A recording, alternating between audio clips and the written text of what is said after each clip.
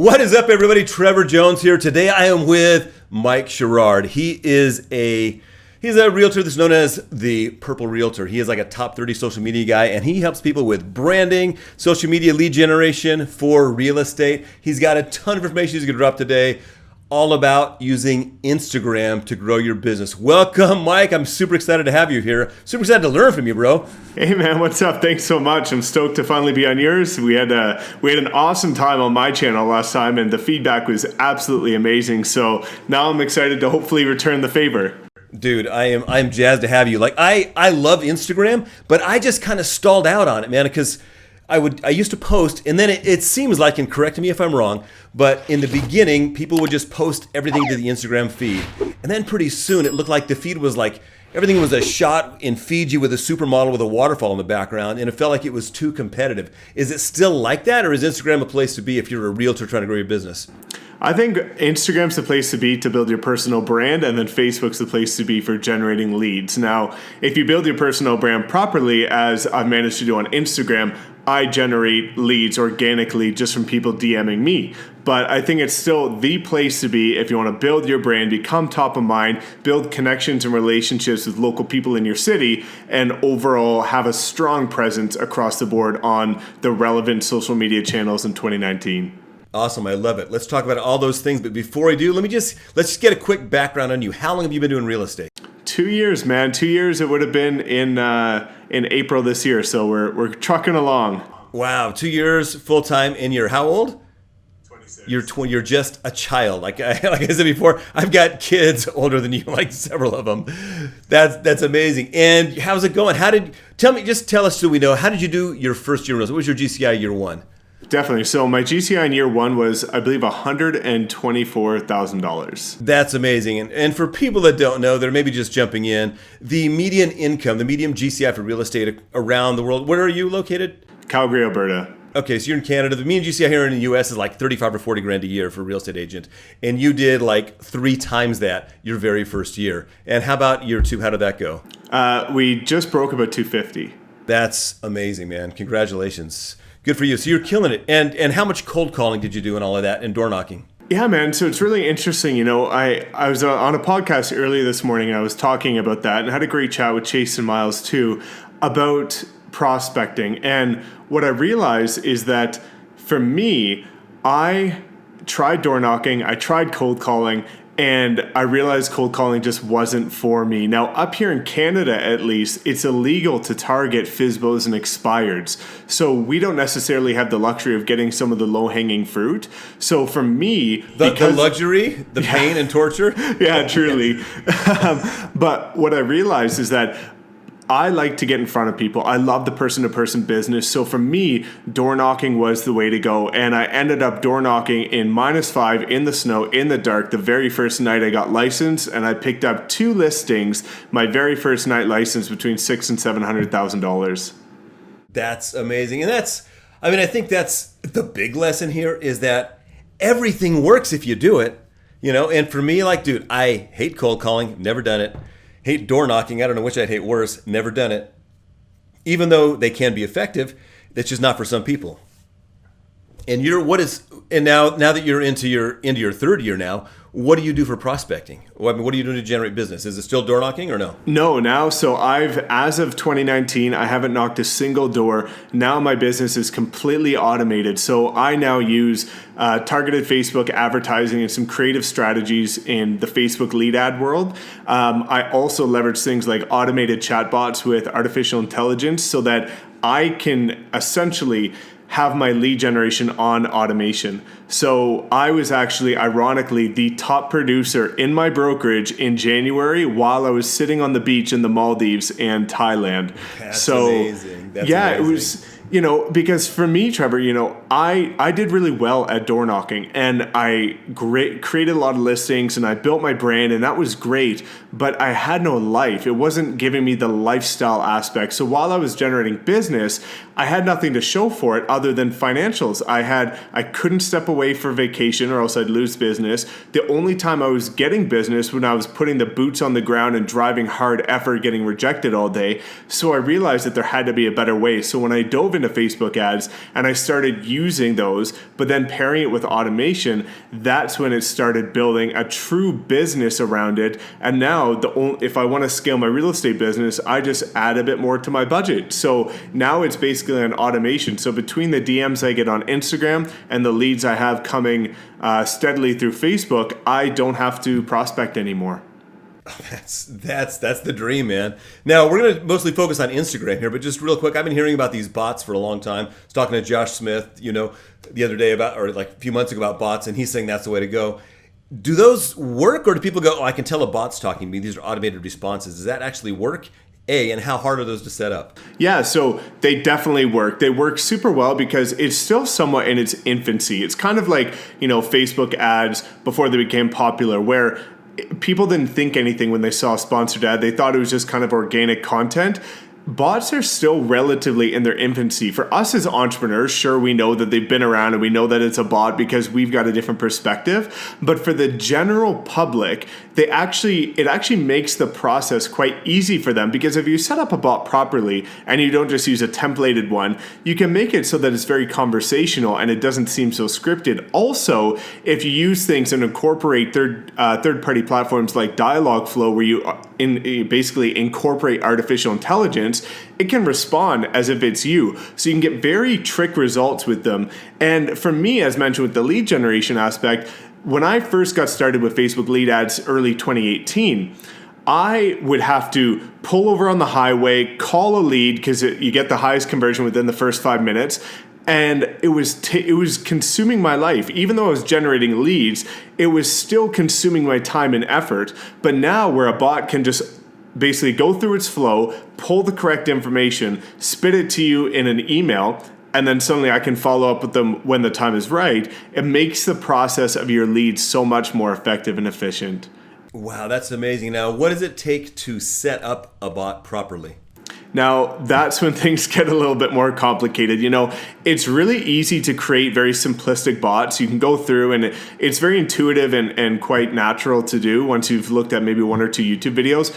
But in order to set up very technical ones that are like, the 33 touch point from Gary Keller's Millionaire Real Estate Agent, where I have that, where I can nurture clients, the 8-week qualification systems, that becomes a bit more intense because you need to use different flows and different things like that. And, it can be done, but it's good to get a bit of help. So I've created a lot that I've started giving people who use some of my programs and stuff like that, just to give them so they can download it. And then suddenly they don't have to do anything. They just plug and play. Do you actually have something that you offer where people just buy something from you and they just plug it in and they're done? Yeah, so it's going to work no matter what market you're in, because you're in Canada, I'm in the US, different price points, all that. Yeah, so it doesn't matter. So I've got some templates for some of my bots, some of the highest converting ones that I have. And basically you can download the template and then you can edit it however you see fit. So for me, I've got a different average price point than maybe in Phoenix. So all you have to do is go into your ManyChat account and change a couple of values and it's done. So you can download the template and suddenly you've got all of your bots ready to rock, all built out, because sometimes people are going to charge, $5,000, $10,000 to build out all of these bots professionally. I've done it once, and now I'm sharing it with people so that they can get similar results. And you mentioned ManyChat. Is ManyChat the app you need to use? That's the same thing Josh Smith said. It's the app to use because it's very cheap. You can start for free if you want to have a really effective home message on your Facebook page. But if you also want to have all of these flows, it's only $10 a month, and it's the most effective one. You can have it answer questions in your website. It's very intuitive and very good for Facebook ads, pairing it as well. And do you want to have ads and ManyChat, or is there a way to use ManyChat with just organic stuff? Both. So you can actually use ManyChat, and this is really cool, but you can use it to automatically pull up conversations for anybody that's commented on your post. So if you have a post saying, I've got an open house coming up, comment below if you want more information. As soon as somebody comments, it automatically opens up a conversation on their profile for you. and then you can automatically send them down the little flow and they get all the information. They're now in your CRM for ManyChat, and you can keep in touch with them with a 98% open rate. So it's really cool. And they just 2 weeks ago launched advertising natively within ManyChat. So it's syndicated with Facebook lead ads. So now you don't have to go through Facebook lead ads, input your ManyChat bot, add all of that. You can do it right from ManyChat with a couple clicks, and boom, bang, you're done. Really? That is amazing. Wow. And do most people feel like they're talking to a person, or can they go, oh, I can tell this is a bot, I'm out? Most people honestly don't really care from the feedback that I've got, because if you've got it structured right, it's as if you called them and just banged out a few questions. But the good part about using something like ManyChat or any automated chatbot is the fact that they can answer on their own time. Because we know why cold calling sometimes has some pushback is that in today's world, it's quite invasive, because you're basically asking somebody to respond when it's convenient for you, not when it's convenient for them. Right. But with Facebook, they're already on Facebook all day anyway. So for them, it's just a new message that pops up. They can answer it whenever they see fit. The open rate's about 98%. And they go down the flow, and it's pretty simplistic because it's a couple clicks on their part, no typing, no nothing like that, and it's done. Wow, that's amazing. Now, can ManyChat take that data and import it into your personal CRM that you're using, whatever that may be? Yeah, so you can use something like Zapier if you want to zap it over and integrate it that way. And ManyChat has their own native CRM as well, which works super effective for broadcasts and nurturing campaigns and anything like that. But you can certainly use Zapier and zap it over to your CRM and do it that way. That's all super exciting, because I've been hearing about it. It's like, it's just one more thing on my plate because I'm doing so many things right now. But now you've got me remotivated to get into that for both real estate and for my video thing that I do. Does it work? Obviously it's great for real estate, and if you have you have digital courses, don't you? Yeah, so I've got a course on Facebook ads. I have a course on Instagram. The Facebook one's paired with the ManyChat template so that people know how to automate their lead generation. But it works great for any industry, whether it be service-based, product-based, for any of the people that I help with online marketing and personal branding, whether they be a small business or in a product launch.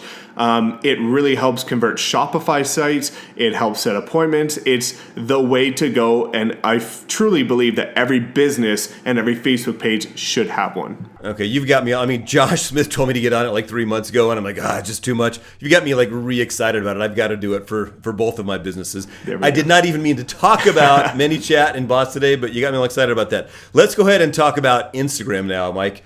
One thing that is super apparent on your feed is that you have a purple BMW, which is super sweet. I love it. I've had a Beamer before. I want another one at some point. Do you feel like having something like a purple Beamer is important to stand out on Instagram, or can you just be some regular schmo? I think it's 100% being a regular schmo, because for me, of course, I did it not to stand out on Instagram or anything like that. I did it, and we can get into that conversation, but I did it for my own brand, but it certainly hasn't been the catalyst to growing my following or building a personal brand on Instagram. You know, at the end of the day, I look at 3 pillars when posting content on Instagram and building your brand as a real estate agent or any entrepreneur, which is authenticity, transparency, and vulnerability. So people resonate more with just the average Joe flipping their phone open and recording, because it's so much more raw, authentic, and real and relatable compared to somebody that, you know, maybe just has the more curated, posted, and staged photos, because then we don't know what that person's actually like, because you could look like a baller or a boss, you know, with your purple car and it's all staged and it looks sexy. But if you're actually an asshole, that's not going to go over very well. But if you're able to build connections with people by showing them your true personality and being open with them and honest with them, that's when they become part of your journey, and that's when you become relatable and brought down to their level. Now, you're saying being all relatable and not staged, but your photos are all pretty great on your feed. Like in the stories, I know stories tend to be more natural, but I mean, do you ever post like more relatable non-stage stuff on your feed? Definitely. So for the first 2 years, from basically February to February of this year, I did 100% non-professional, all flip phone, or I guess front-facing phone photos. I didn't do any staged photos. I didn't do any of that. Everything in order for me to build my first 10,000 followers and to build a business where leads automatically flow through my DMs was all by using this. I didn't have anybody taking photos. The only transition... And you're talking about feed, not stories specifically right now. Straight feed is all my photos were just me with this guy right here, which we all have, and just taking photos in the moment. You'll see photos up there. There was an agent doing a demonstration last week down in Australia, and he sent me a photo that they were going through my Instagram feed using examples. And one of the examples they were using was I was out door knocking, and this elderly man wanted to share his story with me. So I sat down on his doorstep, we had a drink together, and he shared his life story with me. But I took a picture of that. So I always take pictures if I'm out door knocking, if I'm cold calling, if I'm networking, if I'm at an open house. I always used this. The only time I transitioned on my feed to more professional content was when there became a desire for me to start putting out more professional stuff in terms of my marketing agency and building up a bigger entrepreneurial space. But to build my foundation, everything was with this. Really? Okay. Now, what do you suggest that people do that just start? Like I spoke at a brokerage like about a month ago, and I said, how many of you have Instagram? And like 3 people, I'm like, 3 people out of this whole room have Instagram? Are you kidding me? What would you tell somebody? Because the average real estate agent is like my age, not your age. And a lot of people my age don't have or actively use Instagram. What do you tell somebody that's just getting started with Instagram? How do they build a following and generate business out of Instagram? Definitely. So there's a couple cool tricks here. Now, the first thing is in terms of the importance. We know that Instagram has 1 billion active users, and it's the most prominent social media platform in 2019, especially for photo-based and video-based content. Now, you need to go as a real estate agent where the market is, and the market is evidently speaking that they are on Instagram. And one thing that we need to be aware of is that, we're in an industry that is currently undergoing disruption by technology. Whether you have Amazon coming into the business, you have more tech-based brokerages like Compass and Redfin, so you have a lot of dynamic changes going on. And whatever happens over time with the real estate industry, if the experience changes, if the role of a real estate agent changes, all that you're left with is your brand. That's all you're left with. So you need to realize that over time, you need to start building that brand so that regardless of what happens, you are seen as the go-to person in this space. Not the latest and greatest technology, not the new hot shiny penny. You are the person because people see value in you. And the best way to do that is by sharing your journey and getting people engaged on Instagram. Now, in terms of growing a following and starting to build a bit of a foundation there, one of the tips that me and a lot of the local startups in Calgary that have a presence on Instagram do is the following. The first thing you need to do is look at what are some of the hottest, most trending local businesses in your city, whether it be a coffee shop, a restaurant, a pop-up, ice cream store, any place that has their own active Instagram account with quite a substantial following. That's step 1. Step 2, you need to hire a photographer that has an Instagram account. So you can go on Facebook, you can go to any local groups, and you can just say, hey, I'm looking for a freelance photographer that just wants to build their portfolio.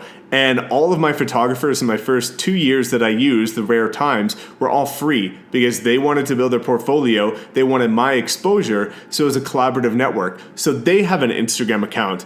But then the location has an Instagram account. So here's what I would do is we would go to all of the popular, vibrant, hip locations in our city, and we would get the photographer to take a photo of us there. Now, what happens when you do it that way?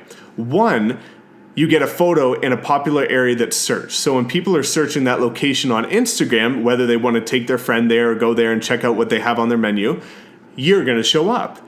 But also the photographer has an Instagram account. So you get them to share your photo on their Instagram account. But then the business has an Instagram account. So oftentimes they will share your photo as well. So all of this cross-pollination by leveraging other people's accounts who are involved in the content creation with you truly helps you scale quite rapidly within your space. And it's also building your brand awareness within people that are looking to go out.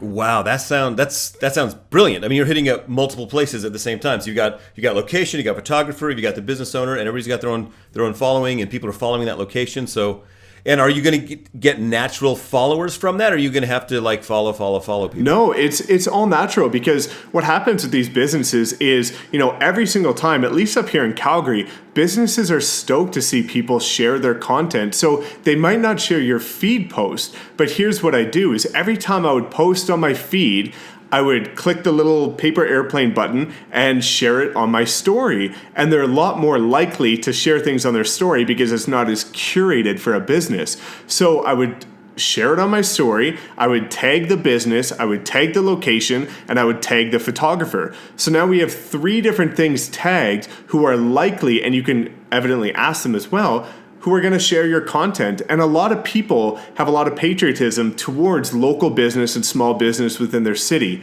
So they want to follow people that are becoming associated with that. So everybody that's been following me from this style of content creation have all been local millennials within my city.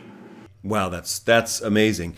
Now, you're talking about using a photographer and following people. What about in the very beginning? You said you didn't use a photographer first. What did you do for those first 2 years before you started doing that? Which sounds like a more kind of advanced strategy. What if you're just brand new and, brand new agent, they're a little shy, they don't want anybody up, they just want to like start posting. What do you tell somebody to just barely, they've got 2 followers and 3 photos, and they might be, some people, I mean, I do it, you do it, but some people might be afraid to do the strategy you're talking about. What's a lower level, entry level kind of Definitely. thing? So lower level, if you want to build your following, is a couple things.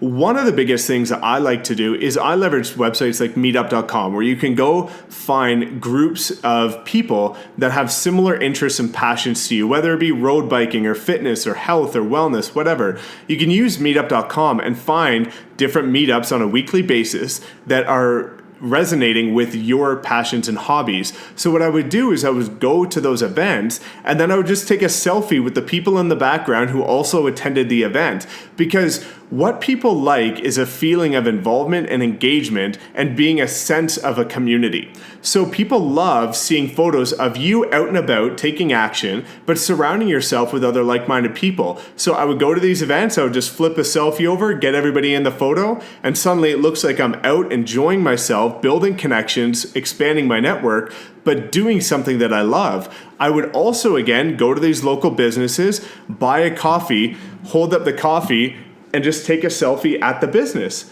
And then you might not have the photographer to tag, but you still have the business to tag. And then in terms of real estate, it was just simply leveraging every single opportunity that I had. So I wanted to build this raw journey where people aren't going to see that it's an overnight success. They're not going to see it go from 0 to 100. I wanted to bring people along with me so that they felt like they were a part of wherever I was going. So I took them on every journey that I went through. If I was at showing properties and there was something quirky at the property, I would start posting stories about it. If we were out at an open house, I would do a preview video.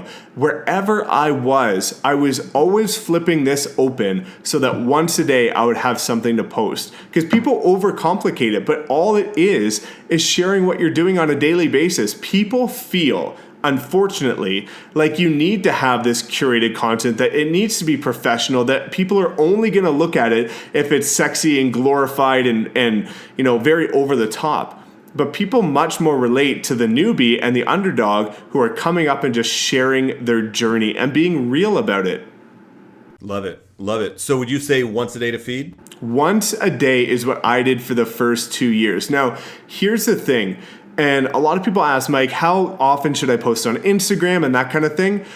Post as often as you can 100% commit to and be consistent about. So if you can fully commit to posting twice a week, every single week for the rest of the year, and that's all you truly believe that you can be consistent with, then do that. Because what people do is they say, all right, I'm starting this Monday. I'm going to post every single day. And within 7 days, they're burnt out and now they have no content for the rest of the month. So just commit to yourself and start with twice a week and then go to 3 times a week and then 5 and just scale gradually as you become more comfortable. Because as you alluded to, sometimes people are shy to get used to this. I didn't like taking selfies. I didn't like being on video. So it took a while for me to become comfortable with always flipping the phone out, not worried about comments or what people would think or what people would say. But once you get in the groove, you'll realize how enjoyable it is and how people are giving positive feedback on you sharing your journey. Awesome. Now, currently, are you once a day on feed?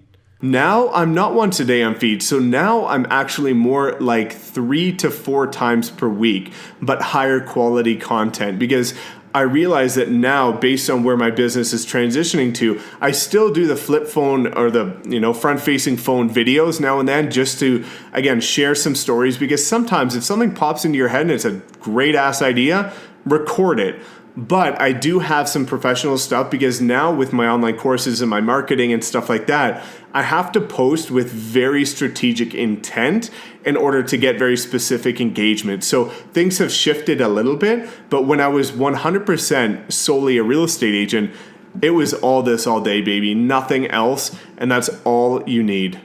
And stories, how often are you posting stories? Every single day. The thing that you need to realize is, the feed is like the published movie, and the stories are kind of like the raw, uncut footage that are behind the scenes that everybody wants to see, but doesn't usually get access to. So the good thing about stories is that it is uncut, and it does give you an opportunity to share your real personality. And, a lot of people are scared to share their personality, but what you need to understand is that there's going to be some people that like you, and there's going to be some people that don't like you.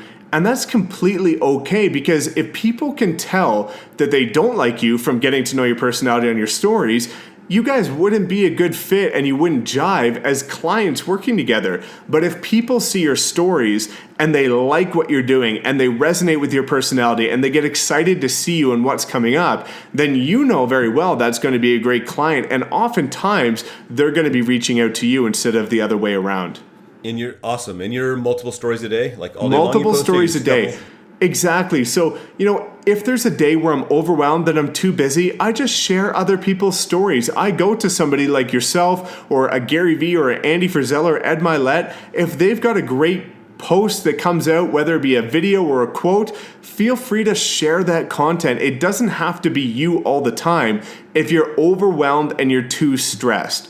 But whenever something is happening, try to make sure you just whip it out, even if it's just one clip a day, for people to build a bit of a rapport with you. Because with Instagram, you need the like, know, and trust factor. So if somebody sees one photo from you, they might like you.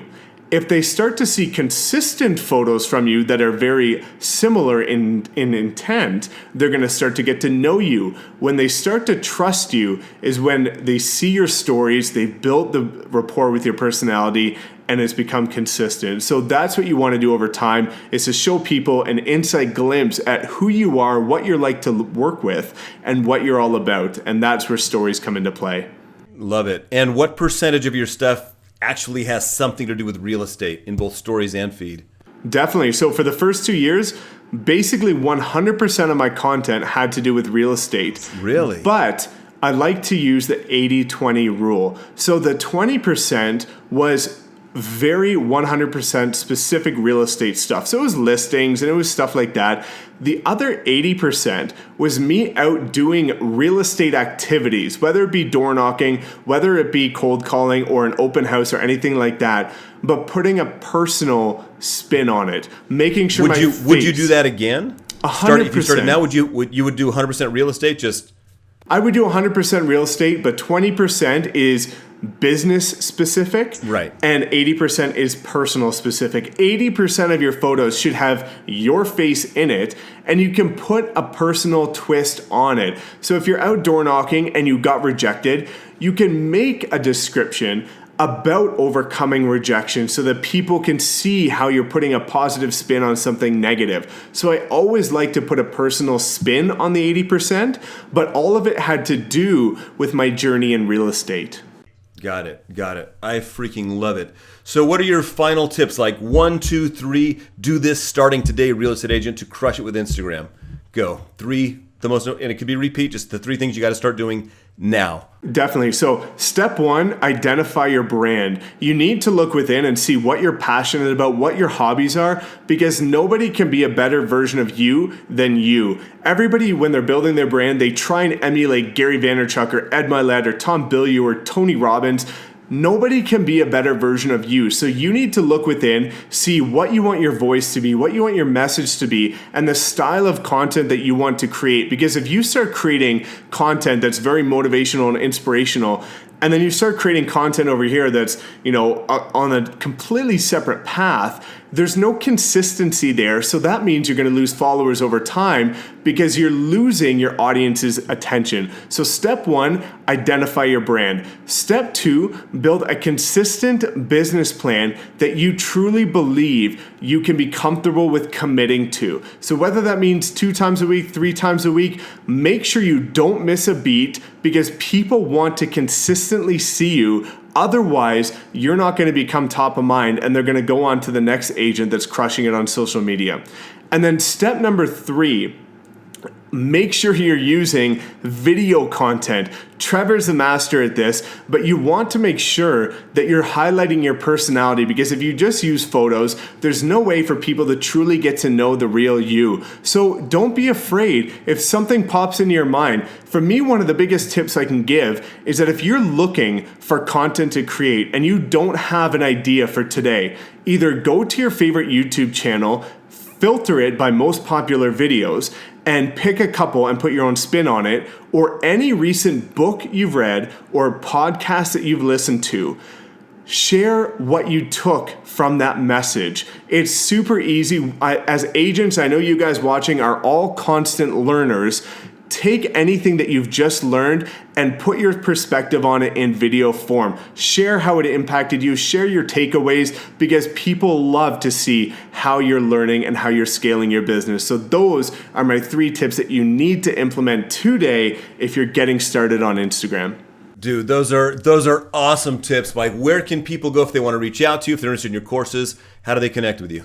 Definitely. So the 2 main places right now are you can check me out on Instagram. My hashtag or my handle is Mike_Sherrard, or you can check out my YouTube channel. And I've got a ton of content on there about Instagram and advertising and the like. And if you guys get sick of the free content, feel free to reach out to me and I'm more than happy to help you guys out any way that I can. And your YouTube channel name is? Mike Sherrard, baby. Nice and simple. And I like to keep it that way.